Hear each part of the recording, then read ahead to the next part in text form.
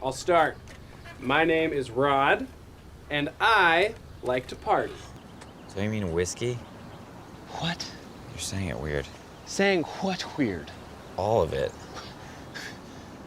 Where do you get off? Hey there, Church Planner. Welcome back to the Church Planner Podcast with your host, Robert Frazier and Matt T. Buckets. How you doing, man? Doing well. I thought about bringing a little bit of the Matty Buckets attitude, but I don't know. It's something I have to work up to. Yeah, you've got to get into character. Well, I will say this: while in my youth, it was just show up and do it. It's literally I prepare for it. I get in this headspace, and we could talk about this a little bit later. But as Made for This has evolved, Matty Buckets has definitely evolved, and he's grown. He's grown quite a bit. And it's good. I mean, kids that were there 5 years ago are seeing Matty Buckets, and every year I feel like they're like, what's up with this guy? It feels like he's got a lot going on. He struggles a lot, and I pray for him. Yeah, that's great. That's the ministry. I just try to get kids to pray for me. All right. Well, we're gonna jump into Made for This and Sports and Arts Camp and Missional Outreach here in a minute. But first, last week was spring break, and I know your kids are homeschooled. So, what's spring break like for the homeschool family? Spring break for the homeschool family is very much like most weeks. It's hard because so we're homeschooled, but we do 2 different co-ops on Monday and Friday. So our kids are still pretty involved in community. And then I work from home on Monday, Friday, but I'm always at work on Tuesday, Wednesday, Thursday.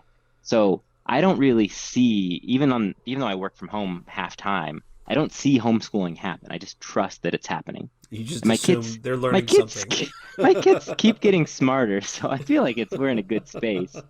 But yeah, so this last week, my wife took the week off of school, and there was lots of, we had some different play dates and time with friends that aren't going to school that we wouldn't normally hang out with in the middle of the week. But for me, it was just another kind of week as normal, and and it went well. So, Nice. But it was tiring. It's every week is tiring. It just feels like I get to. It's just parenting. We get to Friday night, and we do a Friday to Saturday Sabbath, and try to at least. And it's like, oh, we need this. We're ready for it. So. No question, man. No question. Yeah. Yeah. So, what about you guys? We did a little a 3-day trip over my in-laws in Oregon, and that was nice. Drive? Yeah. Yeah. Obviously. Yeah. It's like you're not flying to. Yeah. Oh, look. For those of you on the East Coast, let me explain. Idaho is next to Oregon. It's a 40-minute drive to the Oregon border, where you can buy legal pot, in case that's what you're looking for. Can I share with you one of my favorite state-sized stories? Sure, yeah. So I'm Idaho born and raised, and when I was newly married, my wife is originally from Pennsylvania, or PA, as someone from back east might call it. And so one of our first Thanksgivings, we flew out to Pennsylvania to do Thanksgiving with her family, her extended family, and we got out there on a Wednesday, and then we did Thanksgiving on Thursday, and she said, "Hey, this weekend we're going to go to the Jersey Shore." And I was like, "No, we've already flown all the way here. I don't want to get on another plane and go to New Jersey." And she's like, no, we're not going to fly. We'll just drive. And I was like, no, I'm not driving to New Jersey. It's like an hour away. I mean, technically, Central Jersey is a part of Pennsylvania. Yeah. It's just the way to get from Philly to New York. In the same way that somebody from Boston might go I couldn't point out Idaho on a map. And that just seems silly to me. If you asked me to name 5 states in the upper Northeast, I would be like, you'd struggle. One of them's probably Maryland. Not in the Northeast, actually. That's Mid-Atlantic. Okay, well, I don't even know what that means. So I get it. But anyways, it's like you can driving across Idaho would be. It's like what, 10 hours north south. Yeah. 6 hours going east up to west. Canada. So it's like, so far. But this idea that we're going to drive across Pennsylvania and into New Jersey and then get to the coast? No way, man. I didn't, No way am I that close to the East Coast. yeah. No, so here in Boise, we're only 40 minutes from Oregon. So we drove over, saw my in-laws. It's about a 3-hour drive, and that's always nice, getting a little time. They have a little like 5-acre like farm slash shed and house. That's a farm to my kids, and they have like deer rolling through their yard, and it's a sweet time. The weather was so beautiful. It was like 70 degrees each day. We just sat outside and the kids ran around in the yard. It was great. And then we got home and did some, you always have these dreams of getting some house projects done. I took the week off mostly from work. I did not get any house projects done. I cleaned up my pantry, but I didn't do the drywall project in there that I was planning to do. So not a lot of work done. Yeah. And then we had, my daughter plays soccer, and I helped coach her team in a tournament this weekend. And that went well, I saw. They won their tournament, the Rush Cup, in case you're wondering. There was only 3 other teams in her age group, but they did their best. They killed it. If you're not first, you're last. Yep. If you're not, that's not true. That's not true. There's all sorts of other outcomes. Not according to Ricky Bobby's dad. Yeah, so we had a good time. But I want to make sure we got time for our topic today. You just want to jump in? Yeah, let's do it. All right. So last week we talked about missional outreach. We talked about how it's about going to people and giving them what they need rather than doing what you want to get people to go to what you want them to go to. So missional outreach is about going where they're at. And we're using Made for This Camp, which is something that we developed as a part of our church planting journey. And it's something that we give and sell. But we want to give away this opportunity and outreach to everybody who's a listener, because we think it's a really powerful thing. There's about 100 churches that are doing it this year, and we're going to give you a $10 registration for the Made for This Camp portal to get everything that you need to do it. So listen to the end of the episode. We'll give you the code, and you'll be able to do it. So when you said there's 100 churches doing this, I know that now. I remember a couple of years ago, the first time that I saw a video of another Made for This with another person being Maddie Buckets, and it blew my mind. I was like, did I even tell you that we were doing that? What is? No, I knew that we were. Well, because from the beginning you'd always really tried to get me and one of the other people who's does a lot, Jesse, to try and document some of what we do so that it could be reproducible. Unfortunately, neither of us are really good at that. Nope. So that's not your gift. So I knew that it was something that the idea there, and I obviously had a lot of administration where it's like we're packaging it, and we're the idea was to replicate it so that we can, help other churches be able to put this on. But I just distinctly remember at one of our planning meetings, and someone was like, "You have to check this video out of another church is doing this and their promo video for it," and I was like, they're like, it literally is in the program that there's this character Maddie Buckets, and I was like, oh, that's I'm just this Maddie Buckets. So you realize there's alternate multiverse exactly. It's very much you don't exist, but your character that you made exists. Yeah. Yep. Yeah. So okay, let's talk through, Matt. I'd like you to describe it, because like I do it all the time and I talk about it all the time, but I'd love for you to describe what it is, how it works, and kind of the nuts and bolts, and then we'll kind of dive into the whys and the hows. Yeah. So we kind of talked about it last week, but I think the best way to describe it is like a 3-day party where kids get to show up. You talked about after the afternoon time. So it's like we do it in the it was like 5 or 6 to 7:30, 6 to 8.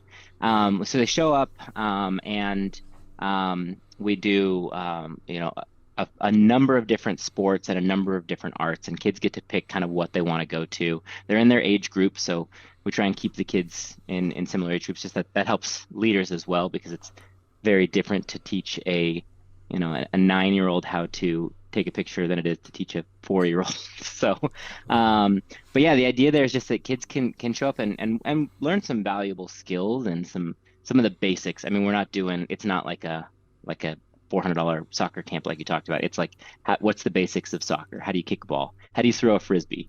how do you, throw a football or shoot a basketball or dribble, the foundations of that. And on the art side, we've got some great things like drama, photography, creative writing. And so kids show up and kind of pick their journey of what they want to do each night. And we also have some time that Maddie Buckets gets to have some fun where there's kind of a theme throughout the course of the week or a storyline that the kids get. So we usually start with like a skit type thing, and me, and usually there's like a straight man who's kind of the person who's actually bringing some valuable content to the kids. I'm the funny guy, the shtick. What I really love about it, one of the things that what I'm passionate about it's not just like slapstick humor. Like we try to have some really thoughtful story arc along the way that allows for us to show God's truth into that. And so it's not just like, hey, I'm a really bad basketball player. It's like usually the first night is like Matty Bucket shows up and he's the man and he's full of confidence. And then on night two, Matty Buckets has some sort of internal struggle. He might get injured. He might just realize that there are younger people coming up who are going to be better than him. And there's this internal conflict that, hey, this thing that I've really built my identity around is not permanent. And that sets the foundation for like, what do you put your identity in? And then usually the third night is this revelation that like, hey, there's another way, or there's some other truth that isn't based on what you are, what you do, or what you're good at, but it's about who God made you to be. So that's great, and that's there. But over the course of it, I mean, it's literally hundreds of kids showing up. We have volunteers who do administrative work like check-in and getting snacks ready and preparing, a fun dance party in the night. And then we've got great leaders for each of the different stations that teach the events. And then we also have group leaders, and they're probably the unsung heroes that don't get all the credit, but they deserve it because they're the ones who are literally hanging out with kids for 3 days in a row. And during our training time, we just say like, they get your attention. Your job is to give them your attention and help them know that they matter, because that's something that kids don't get a lot, and maybe as consistently as they should. So we want every kid that shows up to know that they matter and that there's somebody at that camp who cares about them, and our group leaders do a great job of that. And so it just kind of comes together as this like big party and playing games and having fun. And then usually in the past, we've also had some really great opportunities. Some of my favorite made for the sports and arts camps we've done, our bonus day of sports and arts camp, where on that Sunday we do our church at the school or at the park, and we do we have the kids invite their parents to be able to come and showcase some of their talents. And so as far as an outreach side of things, that's a really cool opportunity just to, again, create some space for parents who wouldn't normally show up on a Sunday morning at a church to engage in this kind of, oh, these are people who really care about my kids. So yeah, that's kind of like the big overarching piece of it. But it's just it's a fun time. It's like I said last time, it's really just hanging out with some of my best friends, doing some of the things that I love doing, and helping the kids in our community know that there's grown-ups who legitimately care about them and want to spend some time with them. Yeah, I think the thing that sets this apart from most things I've ever done is that everybody who's a part of it looks forward to it, even though there's a lot of work, and it's a pretty big pull the week of and the week before to make sure everything's ready. What we've realized is that a big piece of why we do it is for the people who are serving alongside of us. And it's not about, for us, we don't want it to be efficient. We want to have as many adults as possible, because it creates this fun party atmosphere and it connects us with the people around us. And here's a secret. We don't just have people from our church or just have Jesus followers serve. My goal every year is to have as many people who don't follow Jesus as possible serving alongside of us. Because what happens is, as they're serving, as they're literally being the hands and feet of Jesus, the kingdom of God, before they even believe, it's an apologetic to them that the kingdom of God is good and beautiful and it's worth giving their lives to, because they've already done it before it even even before those faith things kind of fell for them, they understood the value of it. They understood the beauty of it. We have a couple of friends who we've had serving alongside of us for 6 or 7 years, and one of them we've known for years and years. He loves dance, and he's trying to figure out his faith journey. But when we ask him to do 3 days of like exploratory dance things with our kids, he jumped in, had an amazing time, and he's about. Look, Oh, thank you, my 3-year-old's here. I just texted my wife, can you come get the kids? They're knocking on our door. So this must be the this is for you. This Special. is Winnie, and she made me a special little thing. And if you're watching on YouTube, It's- you can see that. Okay, Winnie, we're recording something. I'll see you in a little while. Can you shut the door for me? It's for you. Okay, It's a card for you. keep it here. Thank you.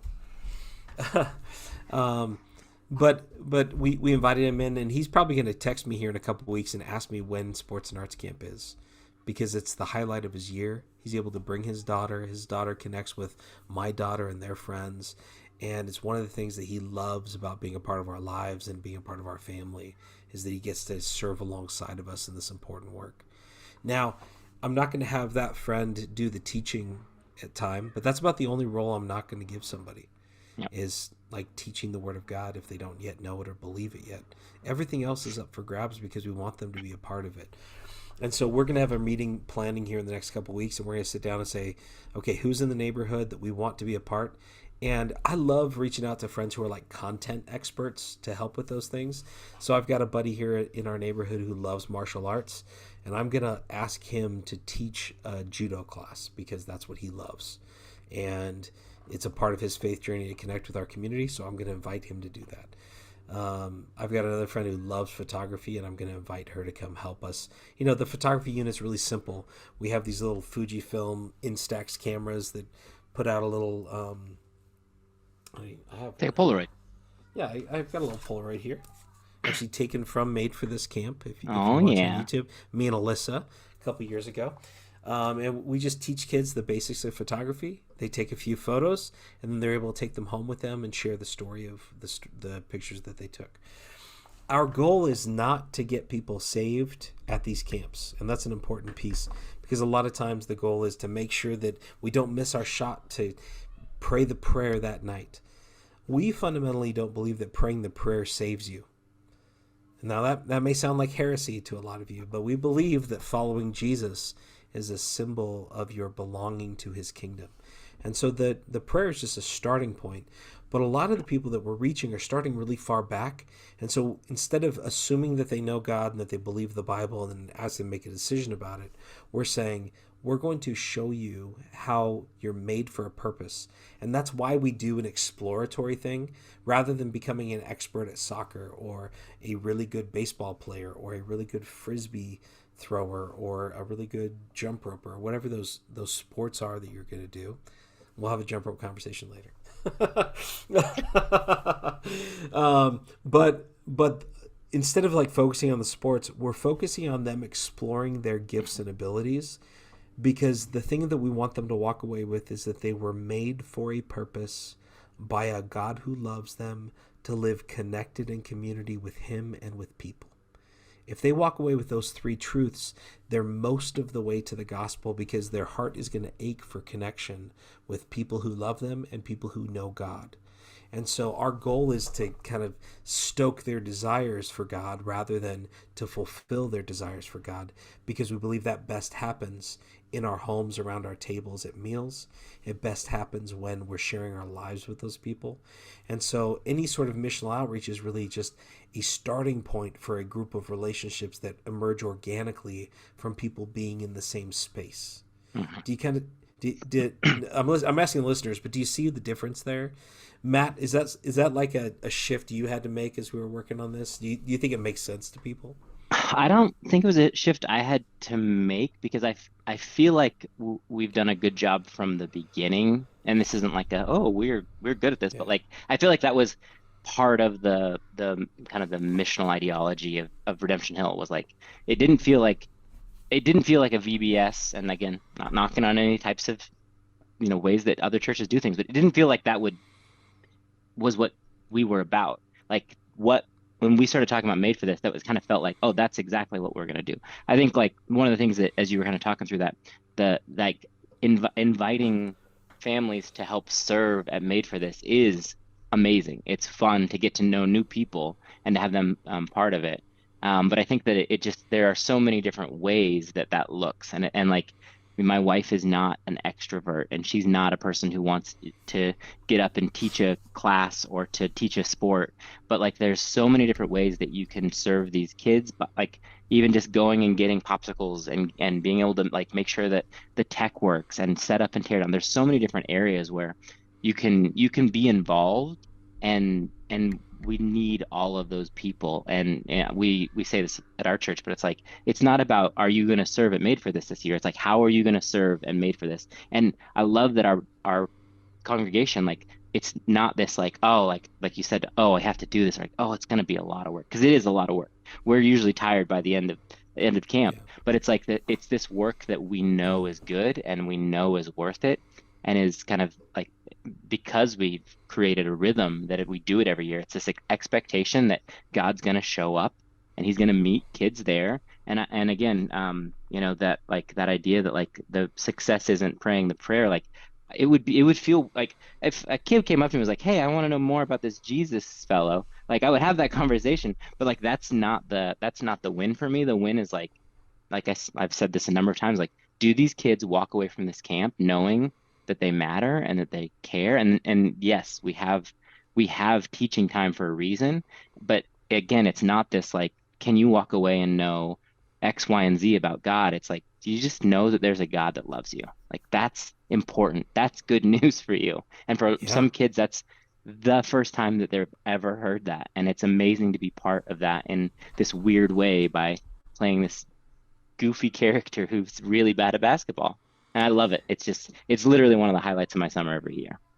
Yeah. Well, man, when you think about it, our world is full of such anxiety about purpose. Like I think that most anxiety comes from not knowing if I'm safe, not knowing if I have a purpose, and not knowing if I'm going to find a life that's worth living.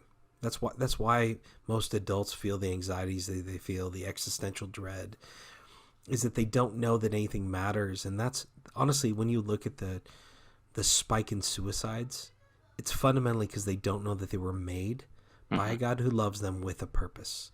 They think that they're a random collection of atoms that happened to be created by their parents having sex, and that the rest of their lives they're going to wonder if anything that they do matters on earth. But if you can answer that question, where you come from, why you're here, and what you're made for, you can draw upon that for the rest of your life, and our kids aren't getting that anywhere else. And so for us, it's a starting point. And if you think that Matt should preach the gospel more, you can just email him if you're mad about that. It's mattturcato@me.com. That is absolutely right. No, I love They that. can't spell your name. It's fine. It's gonna be perfect. The other thing, as you were kind of talking through that I like that does make a big difference is that like I think that it's one thing to say like, oh, like this is our one of our biggest outreaches to the community, but it's also like for our community, for our congregation, like my kids, it's the highlight of their summer. It's a space that they get to go and participate in the same way they get to see their dad be a goofball. But I think like I think when we kind of started off last week talking about like these two different models, there is a way to meet the need of our own community and our own, because we don't do a VBS. And it's important for my kids to have other adults in our community, which they're getting that at church, but outside of that building, to get to engage with the parents of some of their friends in a way where they're teaching them. Like my buddy Travis taught my son how to throw a frisbee well, and it's such a cool space, and it's a blessing for our congregation as well. And so it's this beautiful kind of space where it's like that we're meeting community needs and we're helping our community needs be met. And I just love the way that it kind of comes together. And I think it's really, really well done and really fun. And that's not like a pat on our own backs, but I think that we have really tried to make it reproducible because it does work well. So Yeah. Well, and that kind of brings us to like the nuts and bolts of this thing is it's just a project. It's just your team saying, "Hey, we're gonna create something for our community," and it can look however you want. It can be honestly, it can be one sport, it can be 6 sports, it can be 3 arts, it can be 0 arts. You can call it whatever you want. But what we've done is we've put together all the project management tools for you to be able to do it on your own, and for you to do it either from as a micro church in your neighborhood all the way up to a mega church in 5 different camps across the city. It's scalable across that whole threshold. If you're here in the Boise Valley, we even loan out our equipment because we believe that's so important. We want, the basketballs and soccer balls and the frisbees and the cameras and all the stuff that we use. We just want to give it away because we believe that God will meet kids where they're at. And so normally it costs $59 just to basically cover our costs. And we're going to, don't tell anybody, but I think I'm going to take a loss on this by giving you this discount. But it's you're going to get $49 off. So it's only going to be $10 for the camp. And it comes with a Facebook group where you can ask questions and get other people's ideas. It comes with everything that you need to put on the camp, including we've tried to replicate what Matt does with Matty Buckets and the skits and the talks that we give. So we have sample outlines for all of that. We have sample lesson plans for 8 or 9 different sports and arts. And it comes with everything that you need in terms of project management and calendars, and we have a leader's guide that walks through step by step how to plan out a camp. You can do it in 4 weeks. We've done it in under 4 weeks, accidentally a couple times. I don't recommend that. I don't. Honestly, doing 2 or 3 meetings over 8 weeks is about all you need to plan it. It's really not that hard. You want a big team, a lot of people who jump in. You want to do it in the easiest possible way that you can, but with the most people. So keep it simple, but have a lot of people. And you only have to pay $10 for it. So here's the code. CPP, Church Planter Podcast. CPP is the code. You can use it at madeforthiscamp.com. Those will be in the show notes. Madeforthiscamp.com. The code is CPP for $10. And if you are pre-launch and you're a church planter and you send me an Instagram DM, I'm going to send you a code for 100% off, for $0 for it. So if you're a pre-launch planter, send me a note, and I'm going to send you a code for $0. And for everybody else, CPP is the code for $10. And we just want as many people as possible to meet as many kids and families as possible with the gospel. So I want to challenge you guys to get out there. And exclusively for the podcast, Matty Buckets will be available via email to answer any questions that you have specific to Matty Buckets. So there you go. That's my little contribution. There you go. You all have my email address because Robert Robert shared it openly. So if you have a Matty Buckets related question, it's going to Matty Buckets, the originator, it's going to get scraped exactly. off the podcast website too. You'd be like, why did I start getting all that spam? Yeah, I get all the spam anyway. Fine. Well, you always have to have that email that takes all the spam. It's the Sin Eater email. It's the Hotmail that you got in 1997 at your high school library. Yeah. At least for me. That's what I did. Okay, so that's it, man. Yeah, it's a good one. It's fun. Talk through it. And if you have any questions about this, we love talking Sports and Arts Camp. We love talking Missional Outreach because this is where the creative, fun stuff about church planting comes from. It's not just putting on church services and making sure you've got great worship musicians and great preaching. Those are important things and they matter. But the rubber meets the road when you get your people out, being his people where they're called to be. So, hey, would you also share with us? We'd love to hear from you. What are your ideas? What have you seen work? Where have missional outreaches transformed your outreach to the neighborhoods? Love to hear how your micro churches, how your small churches, how your mega churches do it, because these ideas help us all. So, all right, Matt, you want to close this out today? Yeah. All right. Remember, if you want to reach the people that no one else is reaching, you have to go where no one else is going and do what no one else is doing. All right? hit Get it? I You did got it. it. That was so great. I Sounds love good. it. All right. See you later, friends. Be blessed.